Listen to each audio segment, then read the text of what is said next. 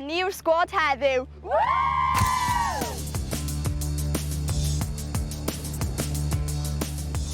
I lwyddo yn Deifio, mae rhaid i bob rhan o'r corff fod yn cryf. Mae rhaid i'ch coesau fod yn gryf, a mae rhaid i'ch brechau a'ch ysgwyddau fod yn cryf.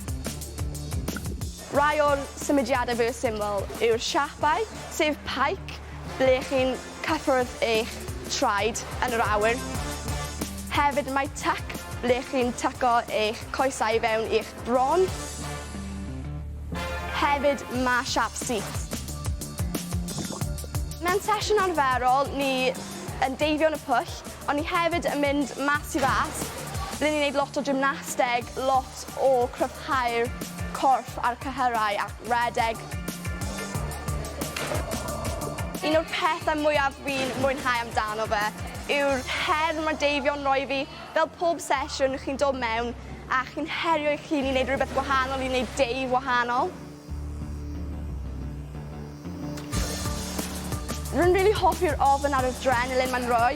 Paid chi'n ofnus ar y bwrdd, ond wedyn pwy chi'n taro'r dŵr a chi'n gwybod chi wedi gwneud y deif, mae jyst y teimlad gorau i ni. Fi'n rili caru'r teimlad yna. Amser i weld pwy di pwy yn y tîm. Yr un sy'n wastad yn hwyr i'r marfer yw Jessie. Yeah! Yr un sy'n byth yn gwrando yw Eva. Yeah! Y trainer gorau yw Ffion. Yeah! Y trainer mwyaf diog yw Lydia. Yeah! Yr un sydd ddim yn swil o gwbl yw Ruby. Yeah! Y show-off mwyaf ydy Taryn. Yeah! Y deifiwr gorau ydy Alicia. Yeah!